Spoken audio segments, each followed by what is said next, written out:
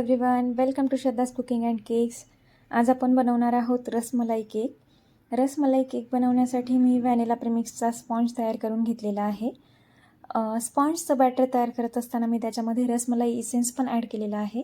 जर तुम्हाला हवा असेल तर तुम्ही त्याच्यामध्ये येलो कलर पण ॲड करू शकता.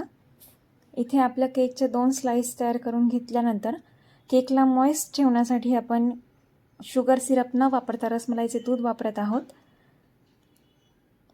रसमलाई केकमध्ये शुगर सिरपचा यूज करायचा नसतो, तर शुगर सिरपऐवजी आपण रसमलाईचे दूध वापरत असतो.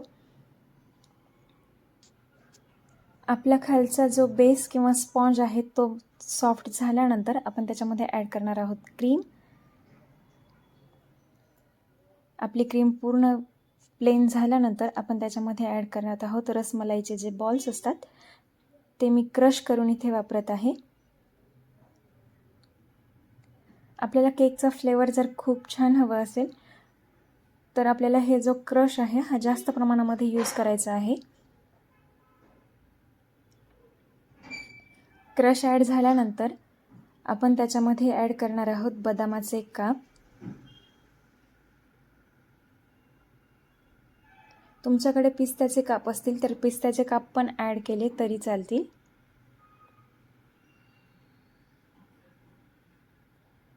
त्यानंतर आपण ठेवणार आहोत वरचा स्पॉन्ज. वरचा स्पॉन्ज पण आपल्याला सॉफ्ट करून घ्यायचा आहे. त्यासाठी वरच्या बाजूने पण रसमलाईचे दूध वापरत आहे. वरचा बेस पण सॉफ्ट झाल्यानंतर आपण करणार आहोत क्रम्बल कोटिंग.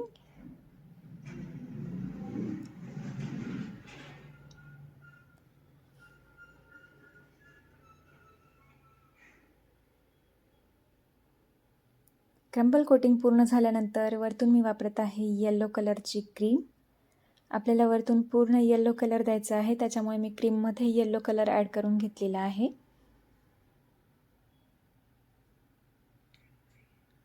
साईड्सने पण आपल्याला छान क्रीम लावून घ्यायची आहे.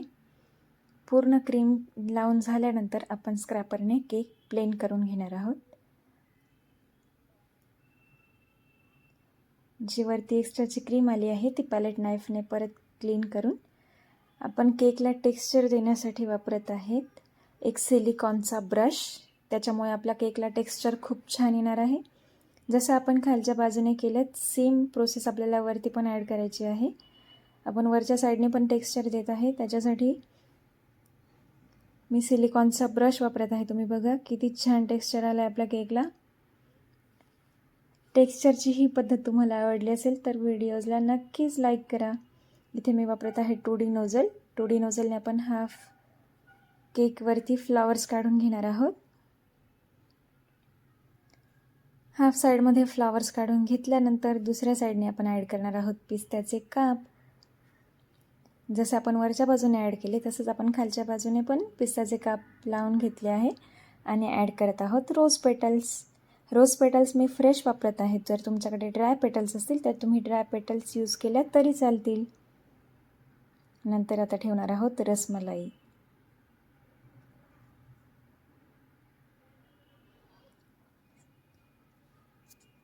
आणि रोज पेटल्स. आता आपण स्टार नोझलने बॉर्डर करून घेणार आहोत.